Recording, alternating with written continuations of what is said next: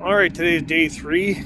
We're going to tear this unit apart, see what we get, but here's what the exhaust is sounding like. A little bit of fluttering happening. Let's go see how much fuel she's burned.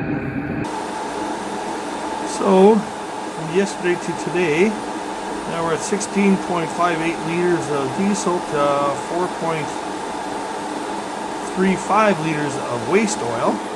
Burn chamber's still hot.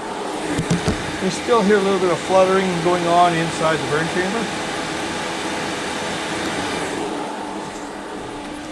The unit has come down a lot.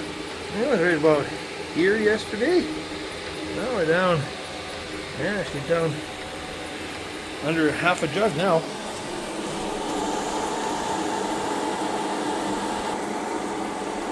Well, let's shut her down. See what we get out of this unit. It's definitely going to be interesting to see what's happening inside. Once she cools down, we'll see what it looks like inside and go from there.